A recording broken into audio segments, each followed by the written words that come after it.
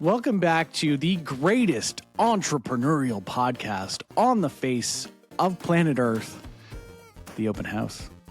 Hi, Richard. So happy to be back. Ooh, Yeah. Benjamin. Yeah. What a great intro, man. I think you got to keep that one going. You've done that 2 times in a row, putting us on a pedestal like that. It's because I'm lacking creativity today to come up with something new. Sorry, listeners. I thought about creating like a pre-recorded intro for us, something that we could create. And how would that go right now on the fly? Go ahead, Richard. Welcome. The Open House podcast. I don't know, something like that. That's as far as I got. Coming out this Sunday. For all the John Cena. Right. All right, yeah. Let's dive right into it, Richard. Who we got today? We got a mystery man in a sense. Ooh. You know, someone that I don't know a whole lot about. He tried to tell me everything about himself right off the bat, and I was like, hey, I want this to be completely surprise, so I'm not reading any of this. And so it's a bit of a discovery episode. Not that they all aren't, but someone that I don't think either of us have met. No. But he has himself in a handful of different business avenues. This is why I have business on the board today. Seems like a bit of a businessman. Using joint ventures and maybe some other resources to kind of build. I don't even know what you call it. Something special going on. So I want to introduce Adrian Sauvageau, I think is how we pronounce it. Did I get that right, Adrian? Oh, it's Sauvageot, but close. Sauvageau. I went to school with a kid that last name, and it was Sauvageau, so maybe I've been wrong the whole time. I don't know. But welcome, Adrian. Thanks for having me.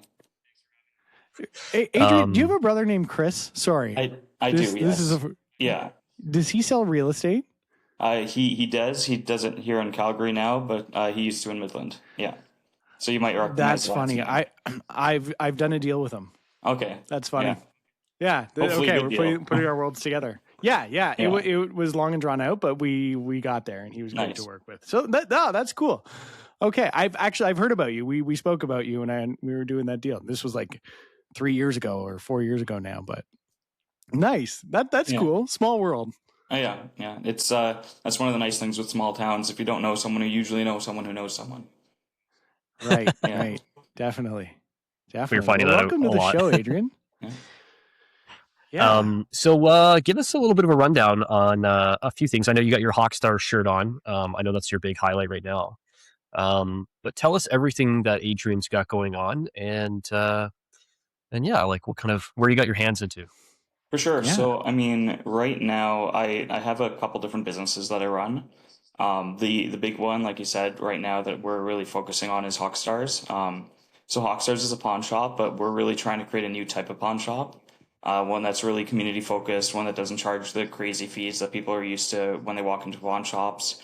But one that also has like a very clean, nice feel to it, friendly feel. And we're really focusing on the reselling aspect of it. And the pawn is a community-driven service versus a profit center.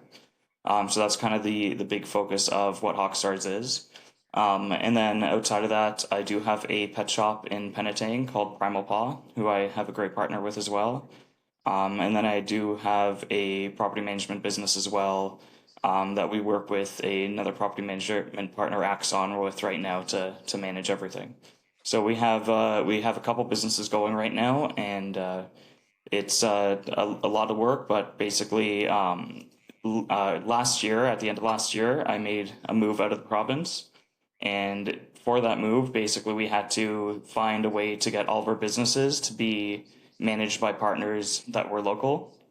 So there was a big changeover and a lot of work to get through, but we were able to actually set everything up. So we have a dedicated person for each business who's local, who manages everything and is in charge of that local growth, that local communication. And basically now my role is more of the support role for those people.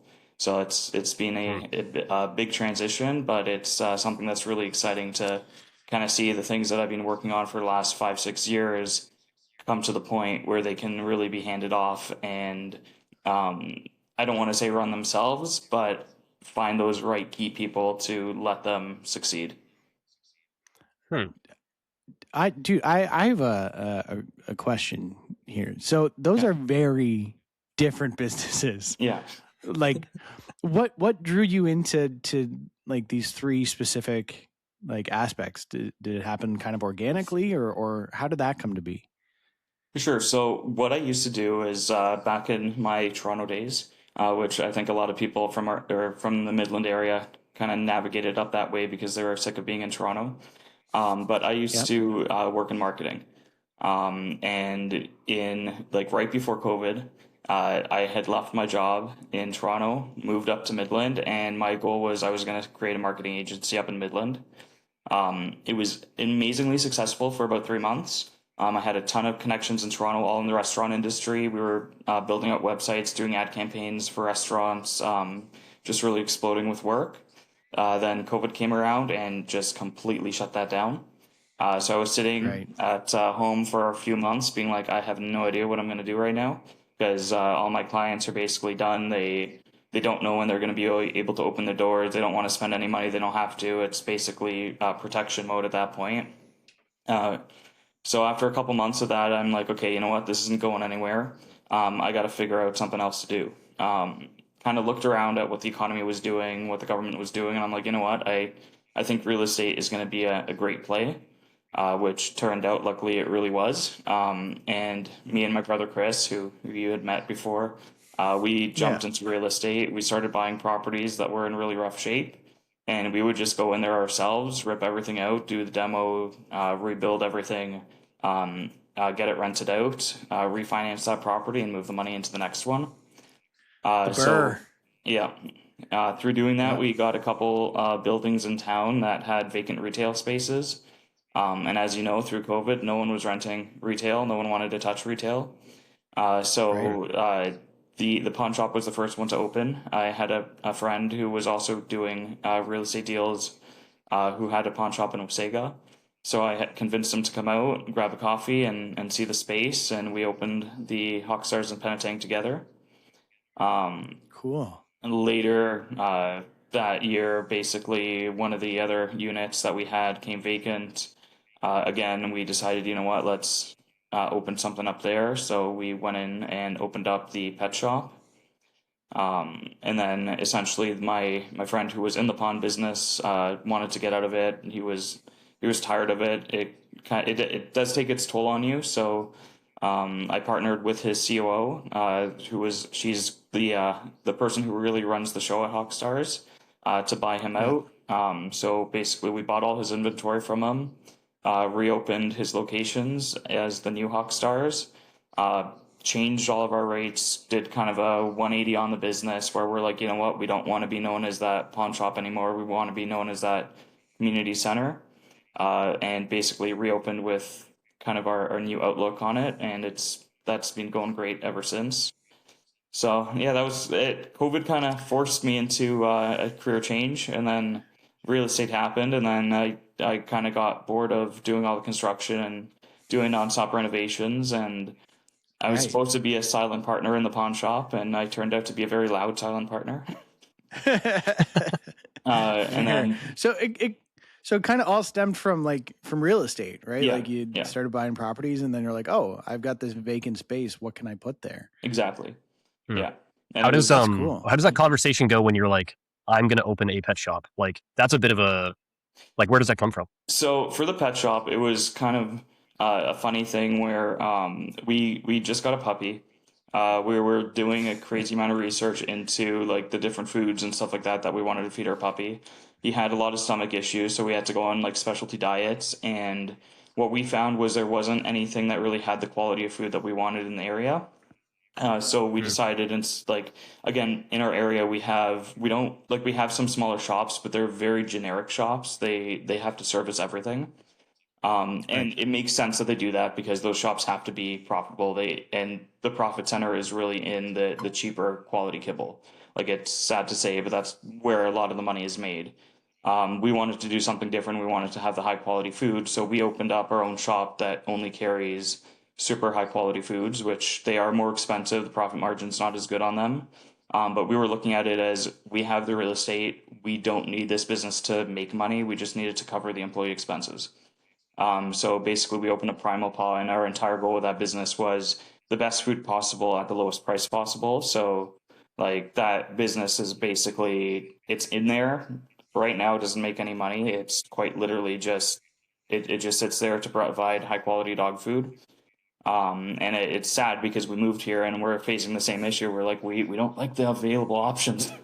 So we actually have to drive into Calgary, which is a good hour drive to go get the food that we want.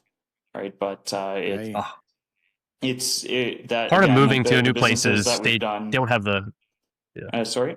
I was going to say the part about moving to a new place is you just miss all the things or the conveniences that you had. Exactly. Right? And that was just one of them. Exactly. And I mean, one of the things too is like kind of the mentality that I have is if you see something that's missing and if you really want to see that thing that's missing in your neighborhood, you gotta do it yourself, right? So again, the pet food came from, hey, this I couldn't find anything that was this quality in our area. I'm gonna make this happen myself. I'm gonna get this in here, and again, we've had great success. There's a lot of people coming now, and again, just because of the way we try to run the business, we try to run it as lean as possible and as affordably as possible, just to make sure that the costs stay as low as possible. Yeah, that's a good business strategy. Yeah. I can take my jacket off here. Getting hot. Ben told me we were wearing blazers today, so I wear a blazer, and he didn't wear a blazer. I'm sorry. Sorry. That's okay. Cool. So real estate. I also saw something about you having a mortgage license before. So is that true? So you've done both of our jobs in a sense. Yeah. So I used to do mortgages as well.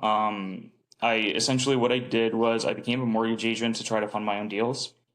I quickly learned that banks do not like you funding your own deals. So I got my mortgage agent license, and what I would do is I would just help fellow investors.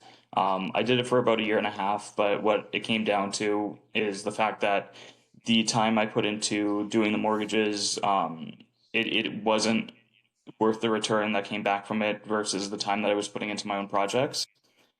So basically, after about a year of doing that, I handed that off to the team that I worked with. I'm like, here's all my contacts. Here's kind of the deal flows I have going on, but I have to take a step back because at the time it just made a lot more sense to focus on my own deals and work on those versus trying to help other investors in their properties.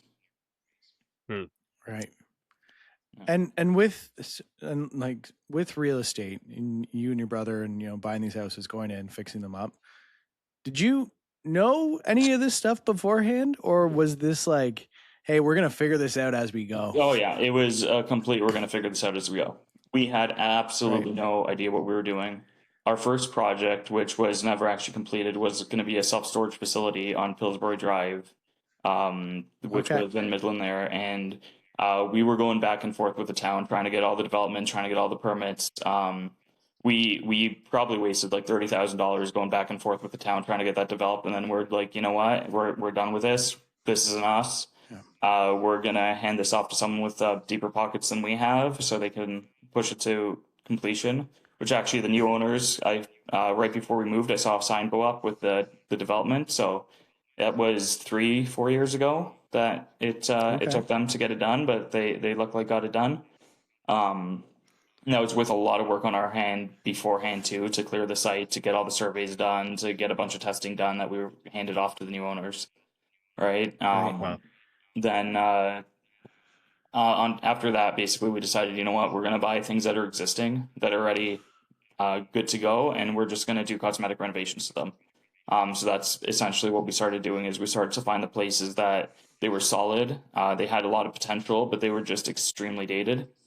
And at first we bought small places that were like kind of single family homes that people weren't in them. So we just went in, renovated them, and we're done. Then we started to get into like the larger properties that as tenants turned over, we would go in and do a full renovation and bring the unit up to today's standards. Yeah. Two things you said there, Adrian, that I think is I can appreciate, and probably is a really good business move, is knowing when something is going in the wrong direction or knowing something isn't going to work out. So whether that's your mortgage license, so you got it, you made a plan, it didn't work out how you wanted to, so you moved on. This Pillsbury concept, you're putting money into it, you're seeing it wasn't going the way you wanted to, and you backed out. And that's like hard to do. Those are hard business decisions to make. Well, that's the thing, and it's one of the things I kind of learned early on with one of my mentors was the sunk cost fallacy, right? It's like you can't look at what you have into something, you have to look at what you can get out of it and what you can get out of it in other places, right? So sometimes it just doesn't make sense to continue on with something. And again, we've had this too with real estate deals with properties we've sold where we've had them and we've looked at them and been like, hey, like, this is an amazing property. It's done us amazingly. Like it has an amazing future, but we've renovated it to the peak right now. And like, especially when the market was at its peak, where like everything is like saying sell, sell, sell. And like, yeah, this property will be worth a whole lot more in 10 years from now, even if, as you know, real estate dipped and it's going to eventually come back up because it always has these cycles. But it's one of those things where you kind of have to look at something as not just like what you put into it and the emotion behind it. You have to look at it as what is its current return and how do you optimize how do you optimize that money? So I'll just throw a quick example. We set a record on the highest cost purchase per unit in Midland and then the highest cost sale per unit in Midland within 7 months of the same building. So we bought a fourplex that was completely rebuilt. The people who owned it before us were going through the renovations to completely rebuild it. And it wasn't done yet, but they needed out as soon as it was done because of the hard money loans and things like that they had taken on to complete the project. So they needed a quick sale. And they had a lot invested into this property, where people were saying they're crazy, they're never going to get that money out of it. We went in and we saw it and we're like, you know what, we can get this to work. We can make this make money. So we set I think it was, we purchased it, I want to say around 800,000 that we bought it for.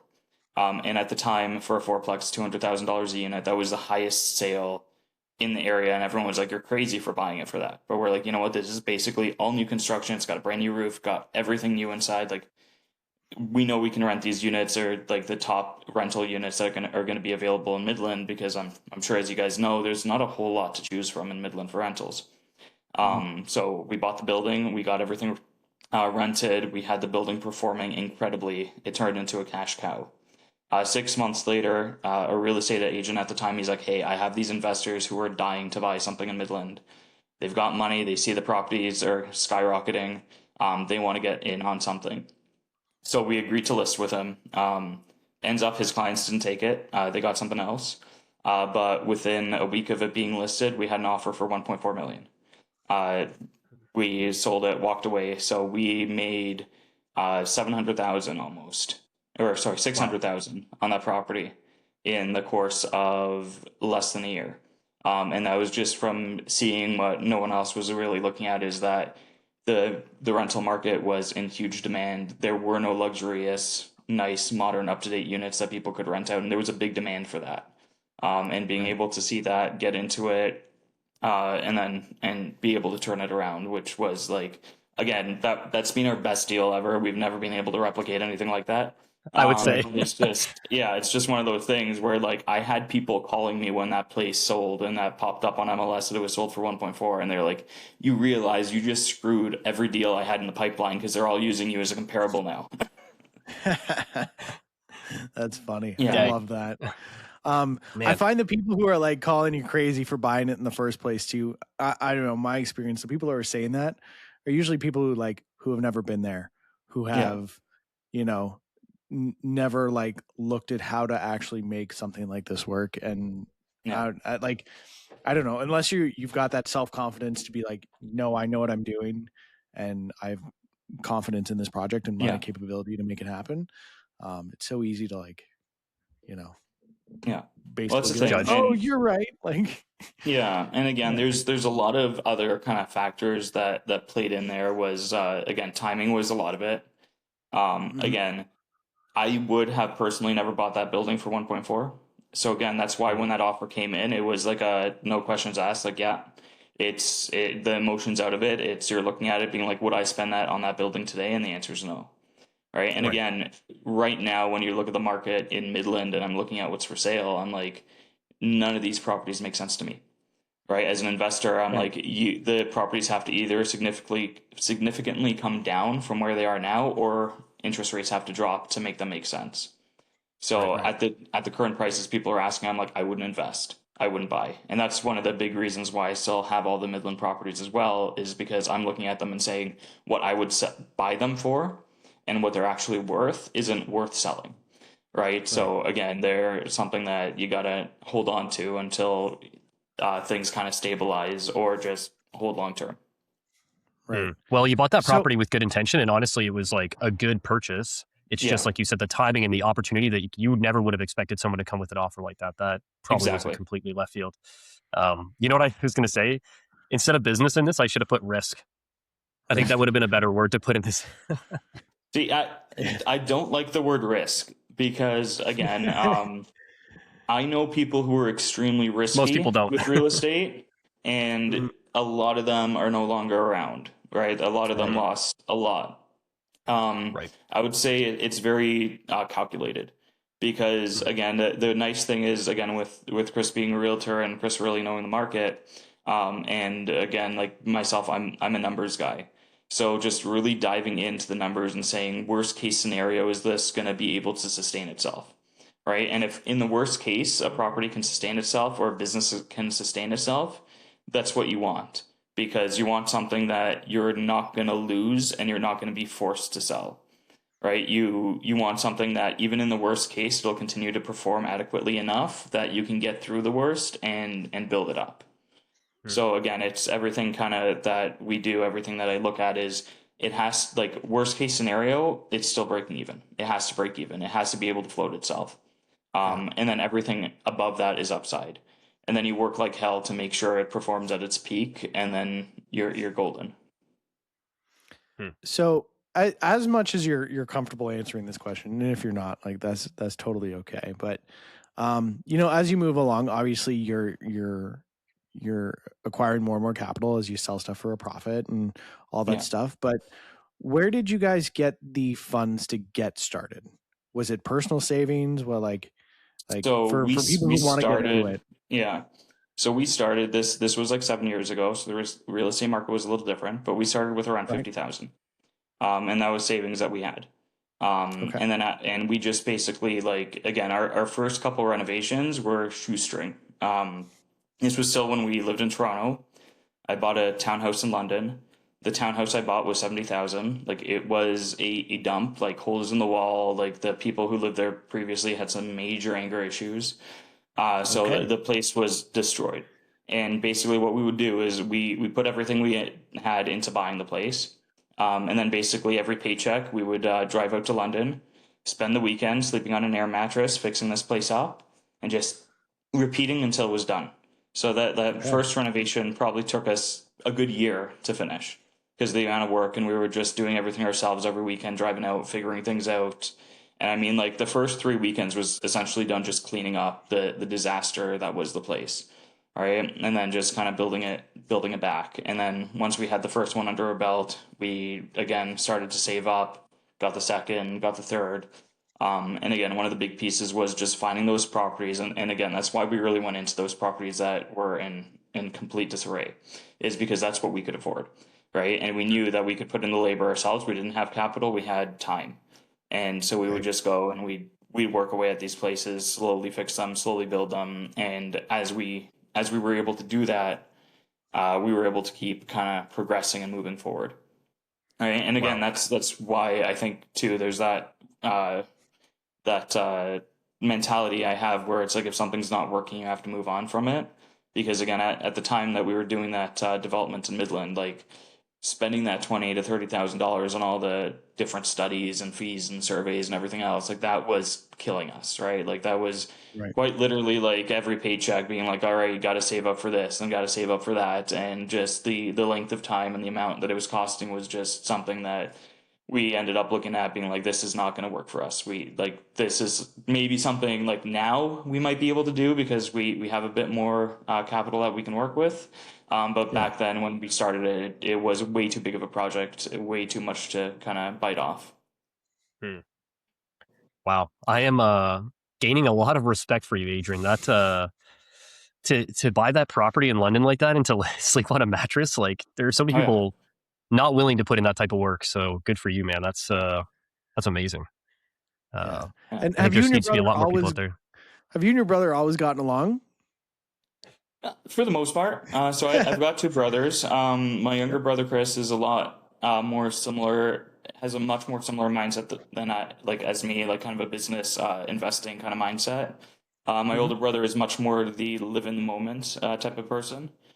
So again, me and both of my brothers, I'd say we get along really well. It's just because me and Chris both had that kind of investing mindset, and we kind of saw that like, hey, if we work together, we can get a lot more accomplished than if we're just trying to do these things ourselves. It really worked well. And again, now that we've been able to kind of build this up, we can start doing our own things where we're not combined with everything anymore. But it's one of those things where it did help at that initial stage to have those extra hands and that ability to grow. Wow. And what do your parents think about you guys going through all this? Like, they think we're crazy, but my mom's line, which is the funniest thing, is if it fails, I told you so. If it succeeds, I've always believed in you. So she, again, they think we're like crazy with a lot of the stuff we do, but it's one of those things too where they can see that what we're doing is working, right? And again, like I have not had like a 9 to 5 job for, I want to say 8 to 9 years now, right? But instead of a 9 to 5 job, I have a 7 a.m. to 11 p.m. job, right? Because people don't realize, like a lot of people say, oh, passive income, like this stuff's so easy. Like you buy a property, you make all this money, or you start a business, you make all this money. There's no such thing as passive income. Right. And even with everything managed by partners, it's still not passive. You still have to do your job in managing it. Sorry, guys, give me 1 second. Guys, he's got a puppy. You didn't hear this before the call, but he has. Oh, he was telling me he's got a puppy and then a 13-year-old dog as well. Yeah, I've got a puppy and a 13-year-old dog. And the house that we bought has a basement apartment. In the basement apartment, she's also got a puppy. So nice. My puppy and her puppy absolutely love each other. And every time my puppy hears the door downstairs open and he thinks the dog's somewhere, he goes crazy to get out there and he wants to play. Aw. Naturally. That's like so all adorable. We do when our friends come around. Exactly. Right? Aw. Let's back this up a little bit. I don't know if we really confirmed. Are you from this area? I know you said you came up from Toronto, but like, I don't know if you ended up down there after, or was your family from around here? Or? So what it was give me 1 second because they're just coming down, so I'm sure my dogs are gonna bark. Yeah, nice. Ticking time bomb. That's okay. We leave this in the episode, just so you know. Yeah. Yes, I told them about Tails and Trails. I was like, You're not beating that. What was that dog's name? The horny one? Yeah. Oh, that's my puppy complaining. Yeah. Let me play. All right, I think they're settled down now. So my family's originally from Toronto. That's where I grew up. My aunt has always had a cottage in Wasaga Beach. So we were always up at the cottage during the summers. And then with being up there at the summers, at the time, Wasaga Beach was essentially cottages and cabbage. Yeah. Cottages and cabins, not cabbage. And Midland was the place to be, right? So we would go to Wasaga, but all our shopping would be in Midland. We'd be downtown Midland all summer, and that's where we spent our summers. So when my parents went to retire, they sold in Toronto and moved up to Midland. I stayed in Toronto. I worked downtown Toronto, again, you don't realize how bad Toronto is until you leave Toronto, is what I say. Because again, I had a great job. But by the time I paid the mortgage on the condo, and I would get up super early, spend an hour on the TTC with people who I wouldn't want to sit beside normally. It'd go into work at 7 in the morning, and then I would stay at work. And because rush hour was so bad, I'd usually stay at work until like 8 p.m. Then again, head on the TTC to get back home, and basically that was my life, right? Like the costs of living in Toronto are so high that even with a good salary, you're just spending everything you make, and you're living in a tiny shoebox and going back and forth to work on the TTC where people are pissing themselves beside you, and just not a fun place to be. After my parents retired up to Midland, I visited quite a bit, and I'm like, you know what? Like I want to get out of Toronto. That was probably around 9 years ago. I made the jump, and I gave my resignation where I was working to open up my own marketing agency because I knew I could do that remotely. Moved up to Midland, opened up kind of the home office there, and ran that for the couple months before COVID hit. And that's kind of just worked out that Midland was affordable enough that I was able to really enter the real estate market and start flipping places. Nice. I know personally, I used to work really hard, but live paycheck to paycheck. And now I work really hard and live commission to commission. So, you know, things can really turn around, guys. Yeah. I'm clipping that. That one's getting posted. And every realtor is going to be like, nice. Yeah, that's it. Yeah, we get it. Yeah. Nice. I mean, I think that's a great choice. And I think that's a very common theme that we see with people who aren't from this area, who are now living in this area. And that was a big thing too when we decided to make the big move is we wanted to be close to Calgary because that's really the economic hub of Alberta, but we didn't want to be in the city. So we moved, it's about an hour south of Calgary, a small town called High River, very similar in size to Midland Penetang. And again, it's that community feel that it's really nice. It's a lot more affordable. It's a lot more walkable. Like a beautiful town here. Now I need to know, because you're in Alberta, do you drive a Dodge Ram, or is that a myth? So I do drive a Dodge, but it's the Grand Caravan.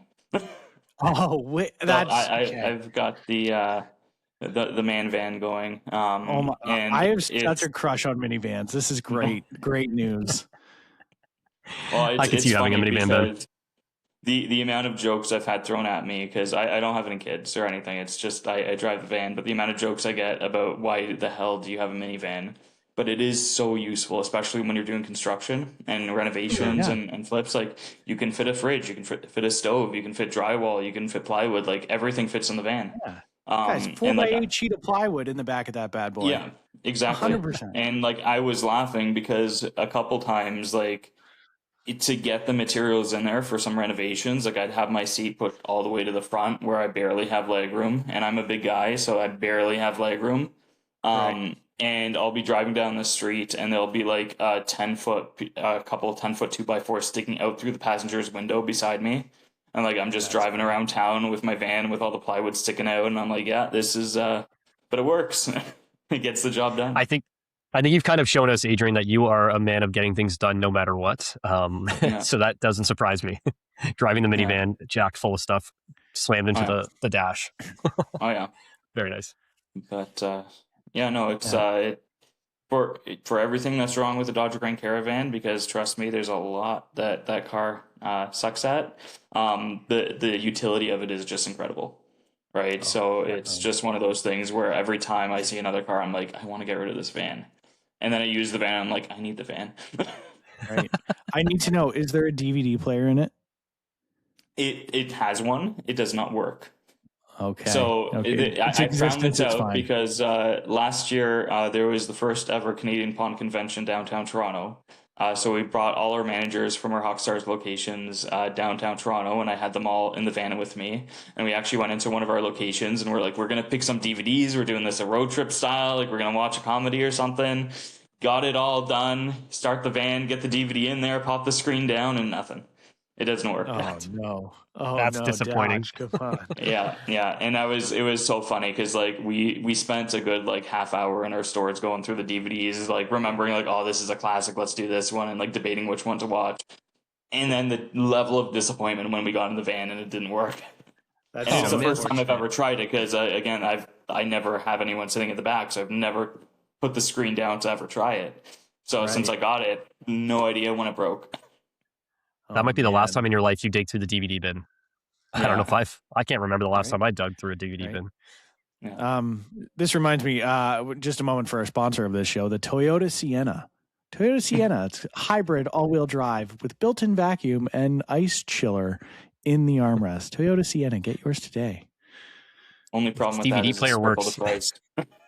Yeah, right. No, that is true. That is true. Yeah, no, I was laughing because the Toyota Sienna has a built-in shop vac. It's got everything. Like, that is like, I was looking at that being like, I want that van. And then I looked at the price tag and I'm like, I'm keeping my Dodge. Yeah, no, 100%. They are not cheap. Yeah. Listen, Adrian, the man that takes the risk and is willing to spend the money on these things, but not the Toyota, not the Vienna. Yeah. Well, again, one of the big things is like all my businesses right now still, and like the real estate, everything's in growth mode still, right? So again, like I laugh, I have not taken a paycheck for 7-8 years, right? Like it's one of those things where I live as little as I can so I can reinvest in the businesses and grow those, right? So like, again, it's just one of those things where like individually the businesses are doing well, but you have the choice. You can either take that money and spend it right now and have a marginally better lifestyle, or you can take that money, you can reinvest it, and you can build something that's going to be truly remarkable. And that's really what I'm going for, is to try to build this out to be something that's really good. What is that? For a lot of people in the world, I feel like spending money and trying to talk themselves into buying something or out of something is a challenge. So that mindset of trying to be living your life as cheap as possible, almost in a sense to put your money elsewhere. Yeah. How do you get past that challenge that a lot of people can't? How do you live your life like that mentally? Again, I laugh that like not a lot of things really excite me. So I'm easy. I'm a cheap date kind of thing. So it's one of those things where like occasionally, like again, it's one of those things where occasionally it's fun to spend and get that really cool experience out of it. But unless it's something that's like actually going to be memorable or something like that, like I'm not the type of person to just kind of spend money because it's more, it's with purpose. And something that, again, I've been listening to a lot of Dave Ramsey lately. And it's funny because like I never listened to him growing up or through anything. And if he saw what I did with like leverage and mortgages and everything else, he'd hate me. And like I think his like number one enemy is pawn shops, so he might even hate me for that.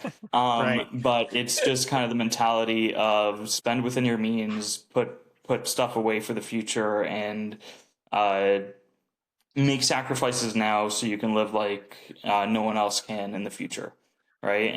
And spend with purpose, because when you spend with purpose, you're not just spending because you have the money, you're spending because you actually get value out of what you have. Right. So like just kind of as an example, like when I was in Midland, one of my favorite places to go to was Let Me Be Frank. It's the after hours of Let's Be Frank downtown. And again, like frankly when speaking. me and my wife would, frankly speaking. Yeah. And when me and my wife would go there, we'd spend like $600 on a dinner, but we would do it every like 3 months. And that was our thing, because again, like, their after hours, like their food was fantastic. Their mixed drinks were fantastic. And we would just go there for a night being like, yeah, we're spending a lot, but this is going to be the experience and we're going to really enjoy it. All right. So again, it's one of those things where if you're spending money purposefully on something that you're really going to enjoy versus just like going out to Chuck's every weekend or something like that, where you're going to spend $100 for the weekend, put 4 of those together and do like a proper place that you're really going to enjoy. And just stay home and cook something that's honestly going to be 10 times better than the Chuck's food, right? Like it's easy to beat. Brings us to our next sponsor of today's show, Chuck's Roadhouse. Well, should be frankly speaking. I think one of the big things, and again, like it took me a while to kind of adjust to it, but I did it quite young, was take a look at where you're spending your money and how happy that money being spent actually makes you feel versus how much work you have to put in to get that money.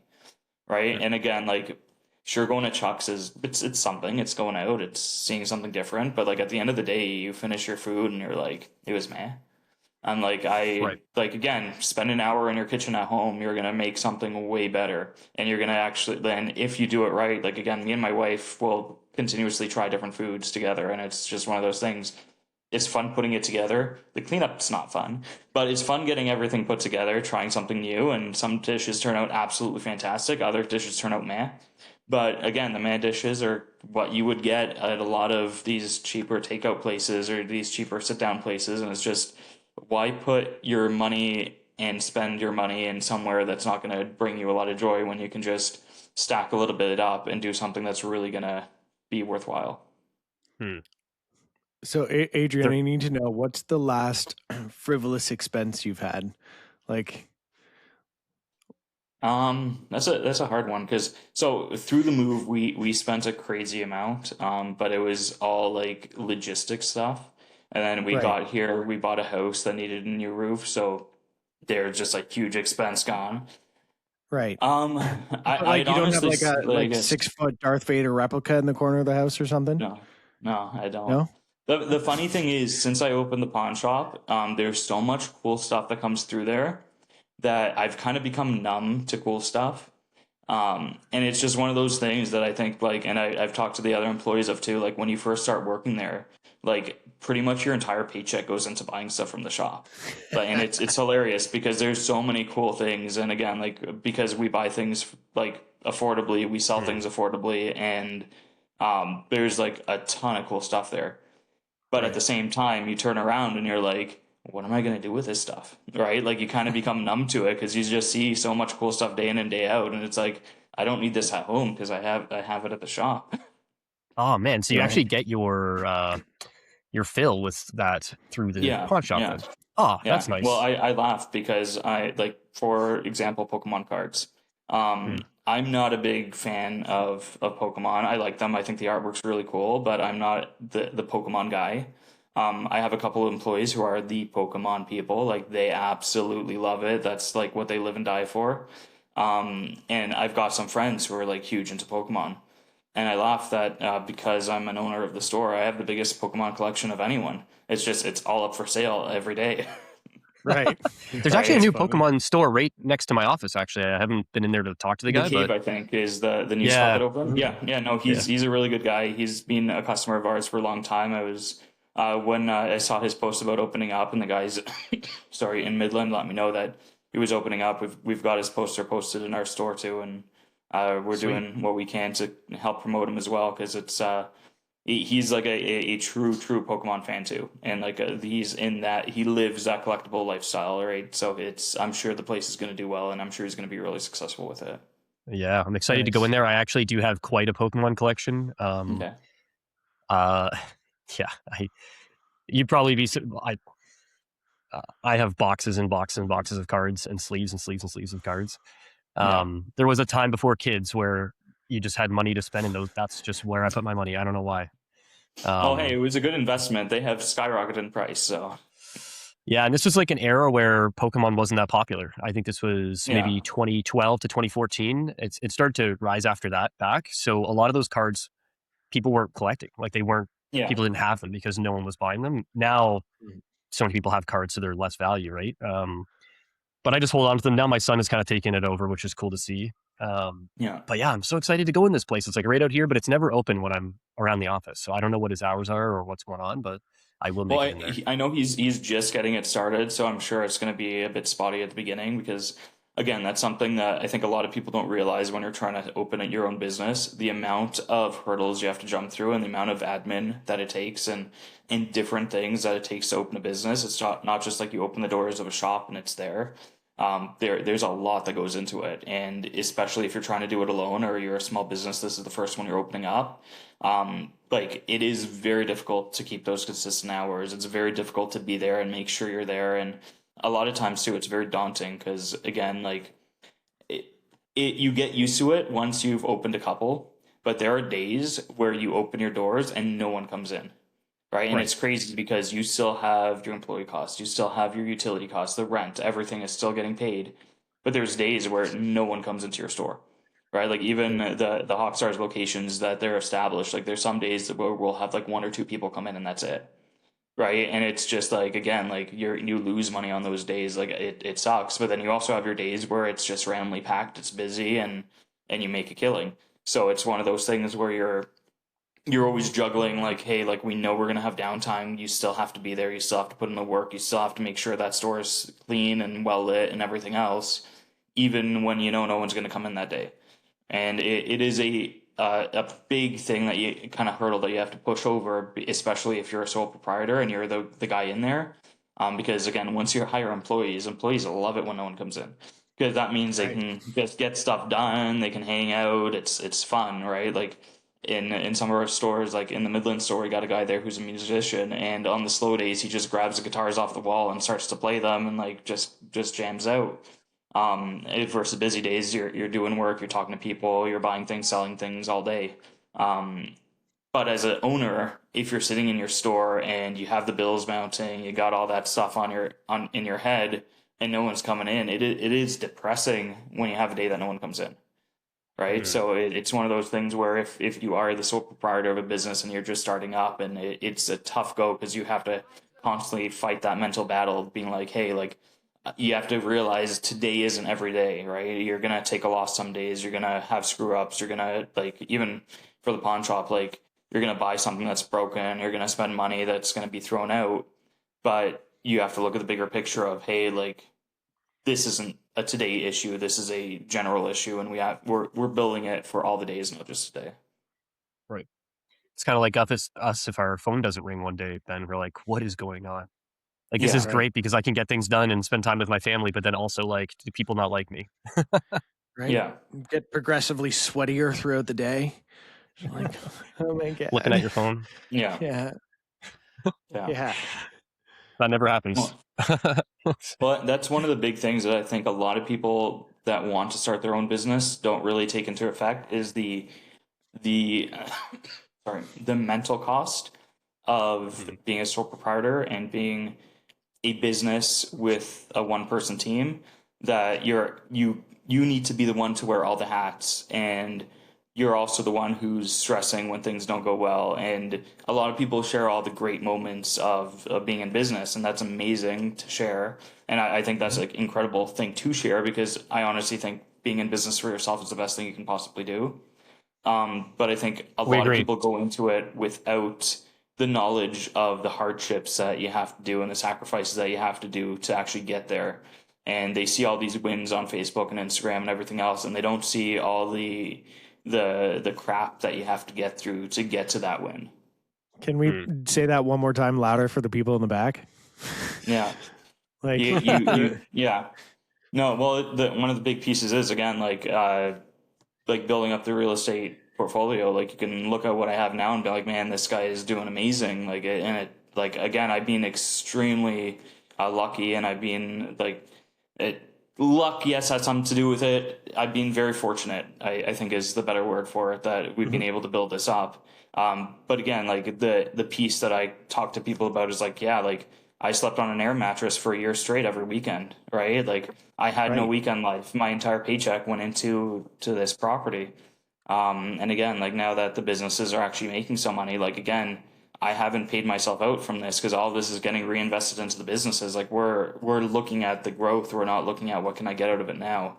And I think that's really the mentality you have to be successful in business. Yeah. And people don't see the sleepless nights and the stress and the like the mental load that comes with carrying on these endeavors. Exactly.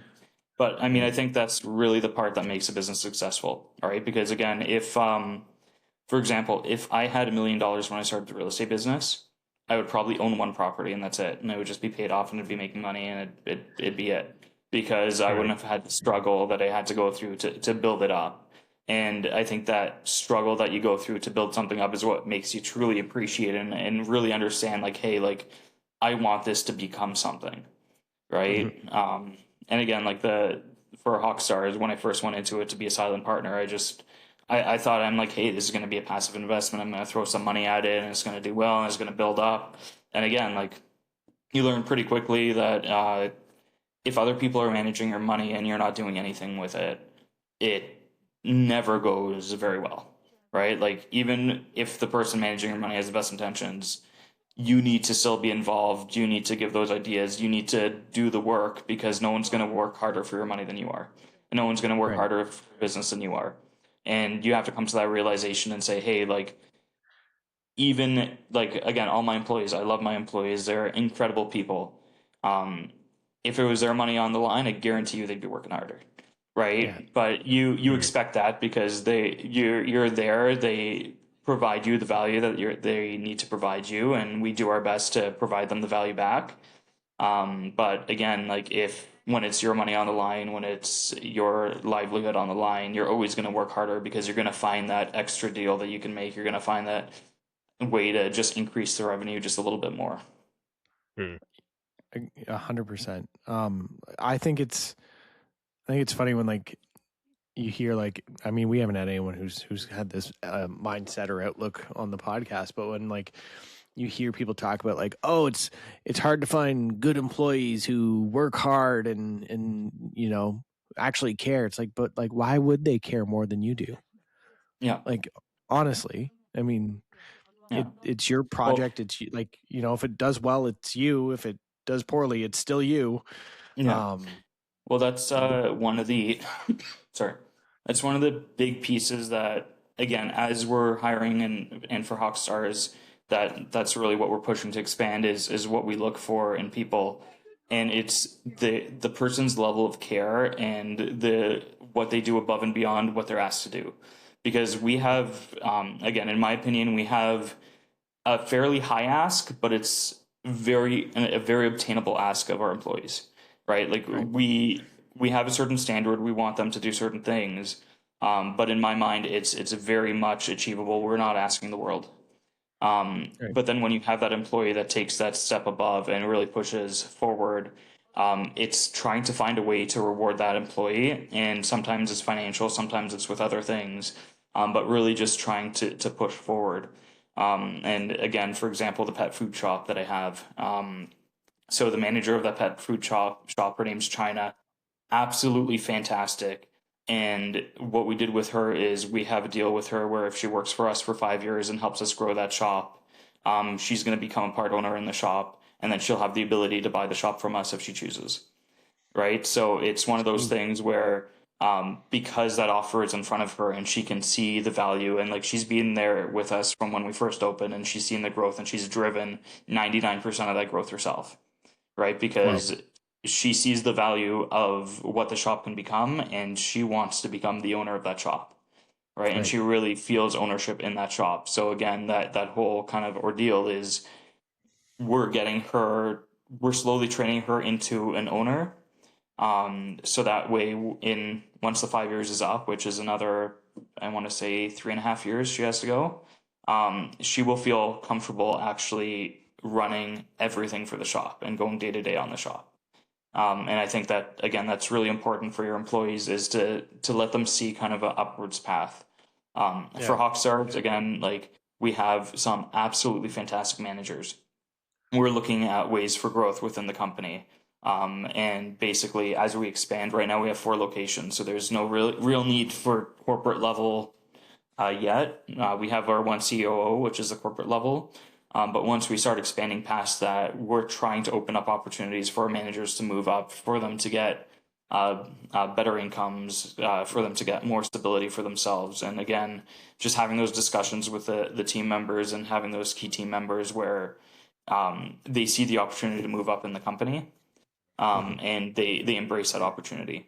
Right. And again, not all employees want that. Not all people want more responsibility. Not all people want that. And I think that's one of the big things that you really need to take into consideration as well. Like some people just want that steady paycheck, that that low level of responsibility that they're not going to get stressed out about, that they just want the status quo. And again, that's perfectly fine too. And you have to know which employee wants what and try to cater to what they want for them to be successul in their roles. Mm-hmm. You sound like a great boss, Adrian, if you would call yourself a boss. You seem like a guy that wouldn't even call himself a boss. Yeah, I mean, again, I try to be fair. I've worked in amazing places. I've worked in places that I really didn't like. the nice thing is, again, like I know myself, the places where I really enjoyed, I stayed for a long time. Right, the places I didn't like, I left really quick because I realized that it wasn't gonna be what I was looking for. Right, and the worst thing a business can do in terms of its profitability, in terms of its longevity, is to have fast turnarounds or fast turnovers of staff. Like that's what kills businesses. So again, our goal is to make everyone really enjoy what they do and to like coming to work. Right, and again, that's it. I'll say this much, for Hawkstars running a pawn shop, there is a lot of stressful moments, right? But when we talk to our employees, and the length of time that our employees stick with us, most of them will tell you, and I'm saying most because some of them might say something different behind my back, but they'll tell you they love the job, right? Like it is a job that they don't dread coming to work to every day.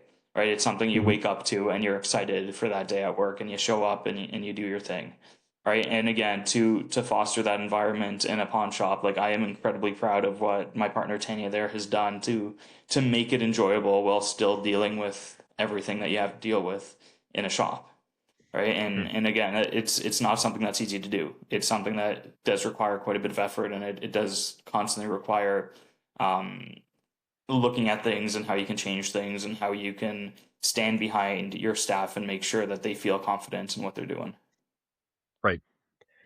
And we talk a lot of business, getting a lot of insight on that. I know we only have so much time, so a few things I wanted to touch on. What does Adrian do for fun? Like, what is your outside of business time spent doing? So I really enjoy personal finance.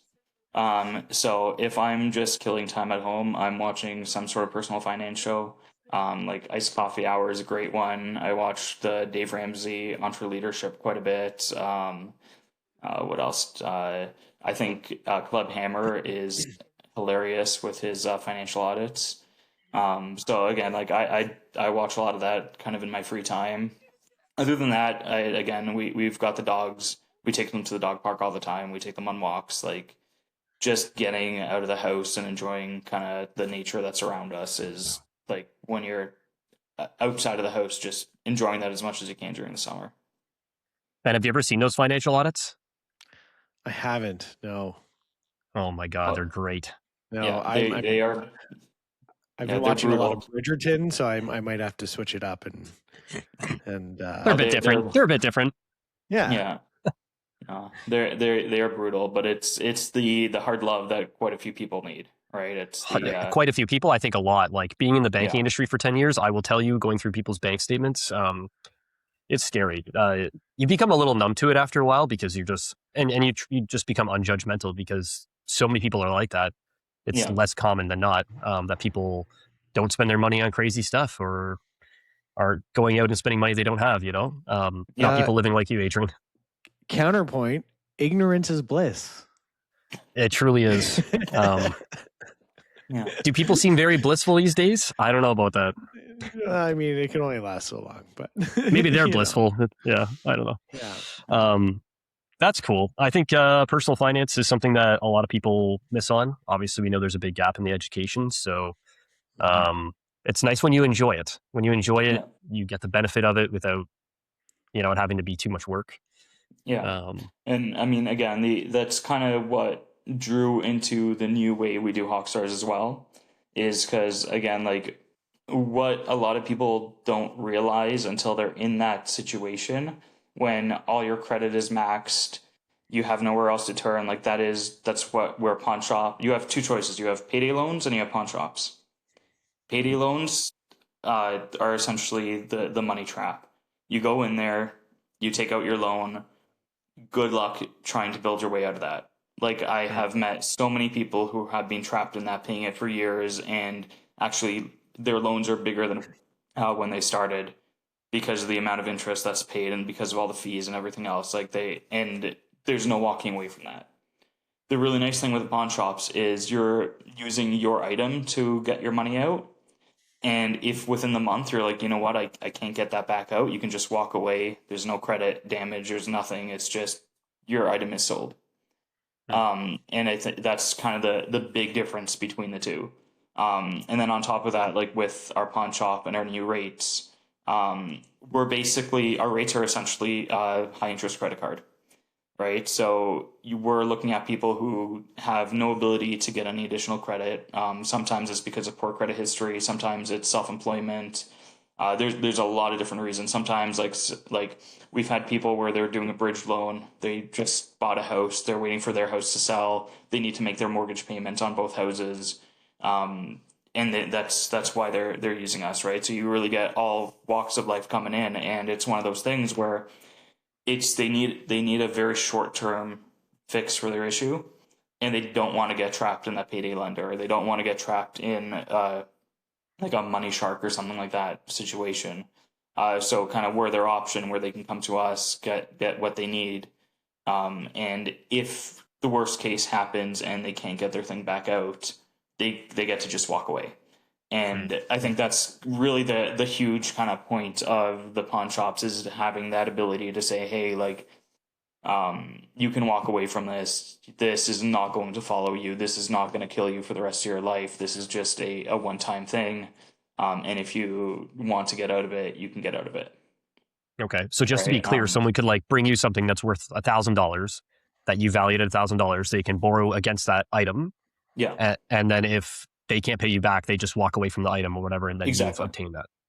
Okay, exactly. I just want to be clear for that. Okay. Yeah. So essentially the way it works is anyone that comes into our shop, we're a buy-sell pawn.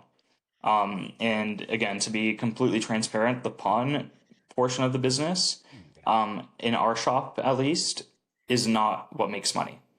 The amount of time for employees to put into pawning an item, the storage costs, everything else, the admin of it doesn't make money, right? Like you're paying a fee, but that fee is so low, and the time taken and everything else, it's not the profit center. Our profit center is buying and selling items.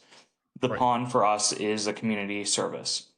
So again, our pawn rates are, they start at 4% plus a storage fee every month, versus most pawn shops are still at like 30%, right? So like we are way lower than anyone else, and we don't really make money off the pawn. We make money off of buying and selling.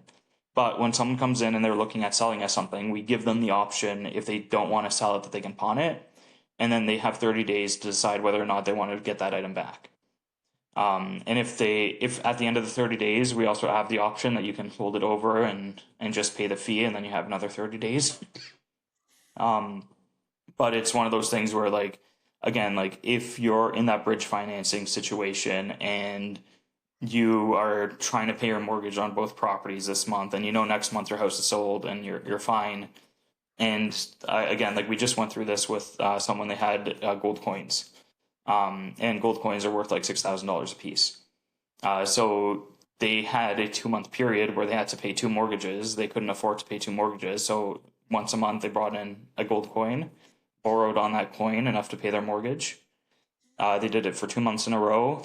Their house sold, it cleared. They came back with the funds that they got from their house sale and bought back the 2 coins. And it was one of those things where they didn't want to sell the gold because that's part of their investment. But we were a way to unlock that value temporarily for the 2 months, and then they were able to get their money back out of it, right? And there's a lot of people that do that, and it's not necessarily that big of a piece, right? We have a lot of people saying like, hey, like I'm paycheck to paycheck, and the axle of my car just blew or fell out, or my tire blew, and I need $200 to get a new tire. It's not in my budget this week. So they'll come in with their Xbox or their PlayStation, they'll put it in, get their car fixed, they can keep going to work, keep doing what they need to do, and then their next paycheck, they come and they get it back out, right? So or sometimes they're just like, you know what, I have got this old N64 I don't play with anymore. It's been sitting on my shelf gathering dust, and now's the time to get rid of it. So they come, they sell it to us, and they just get the cash they need to do their repair, right? And so it's again, it's the pawn focus is very much a community service focus, where we're there to try to help people who don't have somewhere else to turn because their credit cards might be maxed, or they might just not be able to apply for credit card. There's also a lot of religious conflicts between paying interest. So again, the way our pawn work is it's administrative fees. So legally, it's defined as interest under the Canadian law. But the way that we run our business, you're paying storage fees, insurance fees, and administration fees. So religiously, if you have a religion that doesn't allow you to pay interest, you can still use our services, versus you cannot have a credit card. You cannot have a line of credit or something like that, like a traditional, like what most Canadians would use. So again, there's a lot of different people that use it for different reasons, and we're really there to try to help people out, like charge them as little as possible. But again, like my big thing is I don't like handouts. I don't like giving people handouts. I don't take handouts. And there's a lot of people in the same boat. Like they do not want to take a handout. They want to do things themselves, and they want to have dignity as they do it. And the pawn really allows them to do that because they're using their own item. That it's something they own. It's something that they could sell or they can borrow against. But they're doing it by themselves. They don't need to go out and ask for help and do that, right? That's I never really understood how that was. I've never used that service before. What do you Ben? Yeah. Did you entirely know what pawning was, like how that worked? I spent a fair amount of time in hawk shops. My dad was a big like antique jewelry collector, so there was always like stuff in and around, and you had a flea market too. So like kind of in that same neighborhood, if you will. Wow. Yeah. Nice, man. Yeah, it's nice to have that option. Yeah, I didn't really think about the opportunity because I hate cash money. Those things give me. I don't like them. Yeah, too many people in bad situations, right? So, cognizant of the time here, Adrian. But what does I need to get this in before the end of the episode here? But what does the next 10 years 10 years look like for you? It's going to be really interesting. Again, like I don't think anyone. I would have guessed that. Future, but again, what we're really trying to do right now with Hawkstars is there is no real national pawn shop chain in Canada. Right. A lot of it is very small pawn shops, and sadly, a lot of pawn shops aren't the most transparent. They don't have the customer's interest in mind. So basically what we are really hoping to do with Hawkstars is create that national brand. So we're like about to start a franchise option for us so that we can try to expand a little quicker. But again, the main piece of Hawkstars is quite literally like we need to make sure we have the right owners, the right mentality, and the right mindset to basically, again, like we're trying to build a business that is obviously it needs to be profitable, and we want whoever running our businesses to make a good living. But it's also something that is very like that you feel good about your job and feel that you're actually providing value. So that's what the next at least few years is going to be really pushing to try to build that out and build out all the systems to basically create something that is a business in a box that you can open and you can feel confident with. Mm-hmm. And to have those like experts that you can rely on for different questions and for throwing things back and forth and for growth. So that's going to be a big part. Like I told my business partner, I want 100 Hawkstars locations across Canada in the next 5 years. I love that. I don't think it's going to happen in the next 5 years, but that's the goal. But so that's what ambitious goals. Got to set them. Yeah. So again, like we're growing, and again, like because both me and my partner have the same idea, like we're not taking money out of the business, we're reinvesting into our business. Because again, the way we see being able to help is to reinvest in our communities, and that means every dollar that a store makes goes back into the store that made it, and then those dollars trickle into other local businesses, working with other people, trying to build things locally.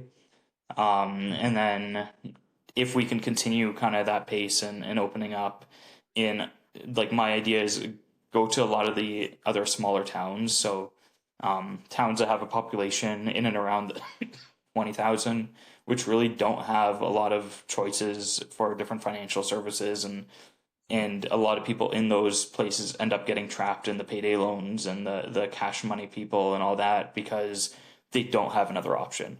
right? And we really want to be that other option to help people out and to give people a way to get back on their feet with dignity, kind of thing, is what we're really pushing for.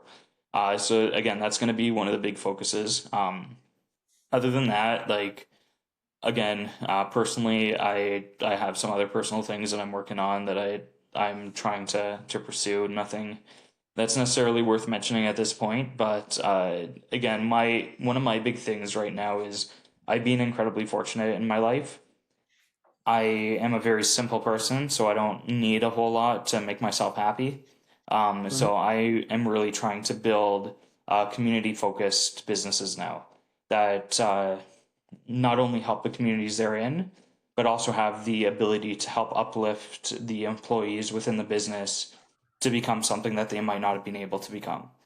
So that's really the goal with Hawkstars. That's the goal with like the pet shop. That's the goal with everything else that I'm working on, is to try to really create these community hubs that they have to be profitable, because again, I'm a capitalist. There needs to be profit at the end of the day. There needs to be growth at the end of the day.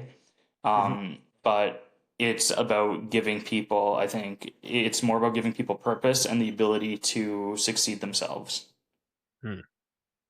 I feel like there's things that are going to come your way, Adrian, just like they have already, that you're not going to expect in the next 10 years. So I'm sure you know that. Yeah. And you're an opportunist, I can tell. So you're going to run that road whenever it comes. Yeah. Cool, man. Absolutely. Thanks for giving us that insight. I think that's 100 stores is quite a goal. We appreciate big goals. Ben does a lot because he's a big goal. He's going to be on the Hollywood Walk of Fame at some time, I think he thinks. Absolutely. Yep. Yes. Yeah, watch out. Hopefully no one destroys it, but yeah. Sorry. Yeah. Yeah. Cool, man. And say hi to Chris for me. Hey, it's been a while. Yeah. All right. Have a good one, Adrian. All right. Take care. Take it easy, man. All right. Richard, the like definition of entrepreneur, I think Adrian fills it to a T. Man, I don't know about you, but I felt like I learned a lot, honestly. Just like perspective into your own situation, of course. But even some of these other people that we've had on the podcast too, I'm like, there's a lot that they can learn from Adrian. Yeah. For me, I think I'm going to start sleeping on air mattresses in my clients' homes until they sell. Yes. Is my what? Yeah, that's not where I thought that was going to go, but okay. No? Okay. I'm going to work I think there's actually a Ryan Serhant thing where he's like, I will sleep in this unit until it's sold. Wow. Yeah, no, but might be sleeping there a long time these days. Jeez. Right. Yeah. The way the market is right now. Yeah. See you in a couple months, family. I still can't get over that fourplex sale situation. That is right. I'm going to go do some creeping on the MLS. Let's be serious here. Right. But yeah, no, another great guest. I can't believe we're 19 episodes into this bad boy already. Yeah, but I think this week we were like, trying to get guests. Been kind of a little bit of a lull going on. Everybody's busy trying to get scheduling and stuff like that. But all of a sudden we just get like a bunch of guests all at once, and someone like Adrian too kind of just hit us up in the DMs and turns out to be like a wicked guest. So it's just gonna happen like that, I think. Oh my God, absolutely. And I mean, we've got like the lineup coming out, folks, is we've got some exciting things we've already had exciting things, don't get me wrong, but there's some great people coming up in the pipeline. So you're going to want to make sure wherever you're listening to this podcast that you get yourself subscribed. And if you're not already, what are you doing with your life? We've said this before. You can just click the button. Yeah, it's right there. You're looking at it. Click it. I'll wait. You will not get hurt. You will be okay. Good job. I'm assuming you've clicked it at this point. But as always, everyone, thank you so much for stopping by our open house. I hope you learned something like we did, and just gives you some value in your life from Adrian there. And we'll see you the next time the house is open. Bye. Bye. Take care. Bye now. Bye.